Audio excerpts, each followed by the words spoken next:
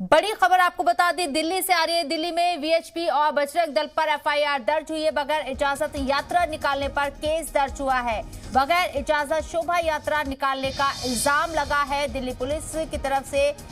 ये बड़ी खबर सामने आ रही है। वीएचपी और बजरंग दल पर एफआईआर दर्ज की गई है। बगैर इजाजत यात्रा निकालने पर केस दर्ज किया गया है। दोनों तरफ कार्रवाई हो रही है।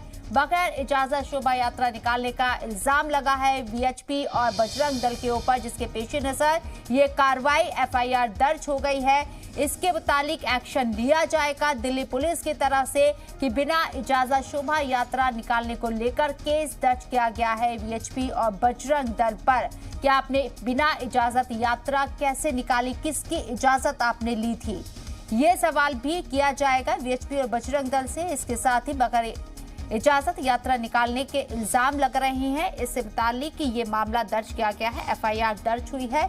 दोनों तरफ से अब तक ये बातें निकलकर सामने आ रही थी कि एक तरफ जो है कार्रवाई की जा रही है, सिर्फ एक जो तबके के लोग हैं उनके खिलाफ कार्रवाई की जा रही है जहांगीरपुरी तशद्दुद को लेकर। लेकिन अब ये बड़ी खबर आपको बता रहे हैं, दिल्ली जहांगीरपुरी तशद्दुद को लेकर वीएचपी और बजरंग दल पर एफआईआर दर्ज हुई है।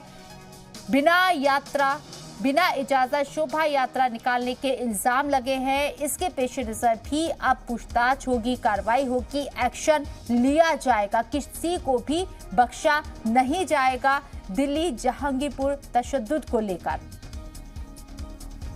तो जहांगीरपुरी तशद्दुद को लेकर दिल्ली पुलिस कमिश्नर पहले ही साफ कर चुके हैं प्रेस कॉन्फ्रेंस में कि किसी को भी बख्शा नहीं जाएगा। साथ ही साथ जो लोग सोशल मीडिया पर माहौल खराब करने की कोशिश कर रहे हैं, शरारती तत्वों के जरिए अफवाहें फैलाने की कोशिश हो रही है, उनको भी नोटिस किया जा रहा है।